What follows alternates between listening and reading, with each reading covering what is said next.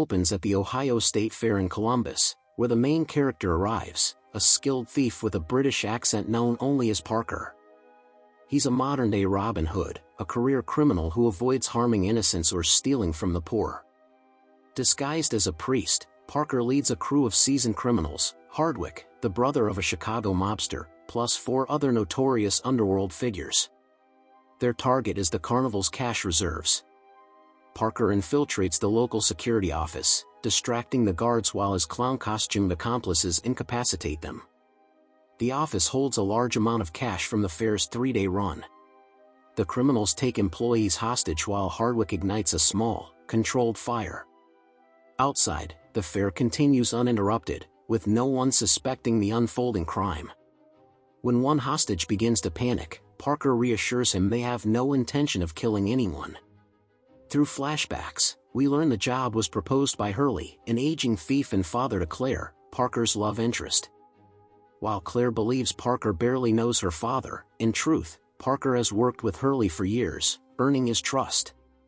Hurley has provided manpower from a gang of criminals led by Melander, who operate under clown disguises.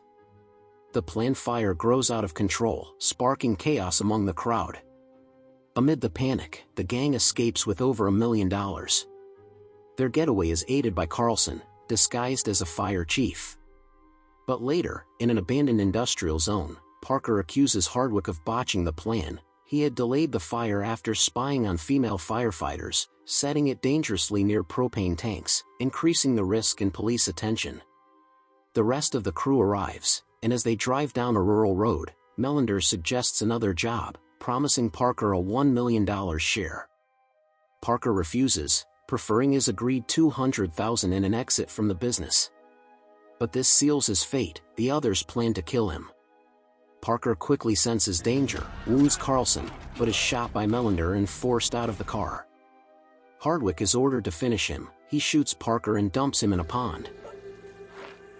Come on! The gang flees. A farmer driving by later spots blood, finds Parker barely alive, and rushes him to a hospital.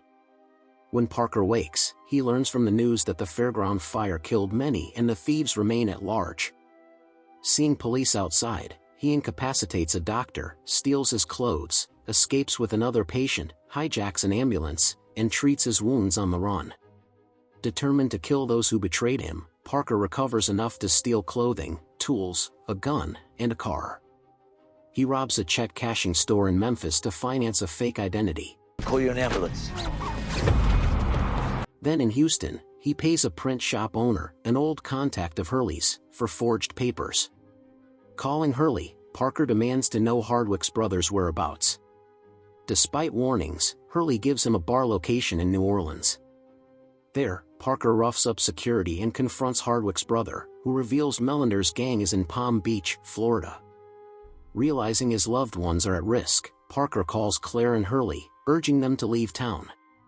Meanwhile, in Florida, real estate agent Leslie Rogers, soon to play a key role, is introduced. Melander's crew is already plotting their next heist. When Hardwick learns Parker survived, she informs Melander, who reacts with rage and orders her to contact their powerful uncle, mob boss Mr. Danziger, to hire a hitman named Kroll. Kroll first targets Claire, breaking into her home. She manages to escape through a window, sabotages his car, and drives away. She calls Parker in tears, and he instructs her to hide at a fishing camp in Sawtooth Bay until Friday. Parker returns to Houston for his documents but finds Danziger's men dead, with Hurley's associate Norte and his aide Ernesto present.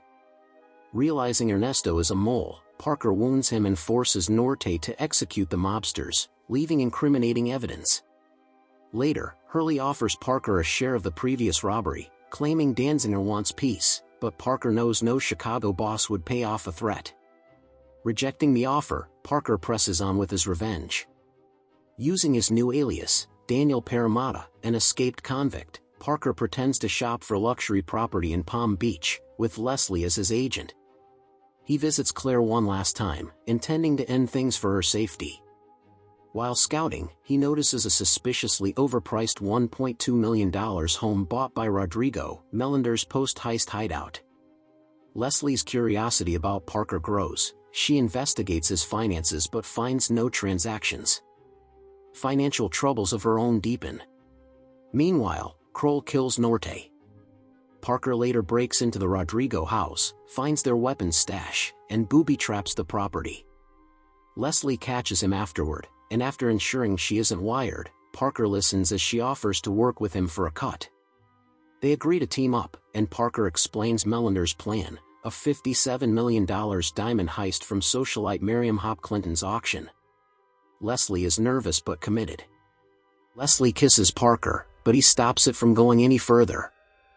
Before the auction, Melinder's crew disguise themselves as movers to plan their heist. They soon learn that Parker is in Palm Beach, and send Kroll to kill him.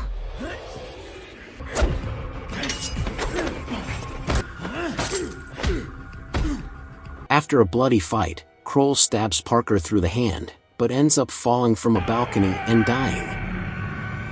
The next morning, Palm Beach Sheriff's Deputy Jake Fernandez, Bobby Cannavale, arrives with questions for Leslie about Daniel after learning that she was in business with him. She is shocked when she discovers a bloody Parker hiding in her house, and tells Jake that Daniel was a waste of her time. At her workplace, Leslie is horrified when she watches a video of Kroll's death online, which was filmed by local onlookers. When she gets back to her condo, Claire is there stitching up Parker's wounds.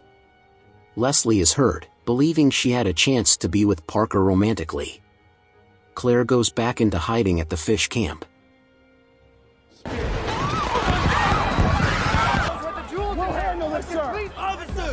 The crew successfully steal the jewels at the auction, and swim back to their house, where a weak and injured Parker has already arrived.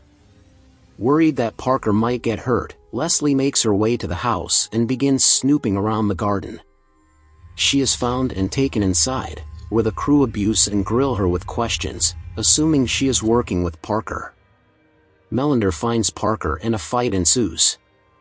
Carlson starts to molest Leslie, and she shoots him multiple times with a gun she noticed under the table. Parker had hidden the gun under the table earlier when he had broken into the house to sabotage the guns which Melinder and his crew were using. Melinder is eventually killed after Parker stabs and shoots him. All members of the crew end up dead. Parker and Leslie arrange for the jewels to be hidden and for her to receive her cut. She tells him that she never did have a chance to be with him, and they part ways. 6 months later, Parker goes to Chicago and kills the mafia boss who hired Kroll to kill him.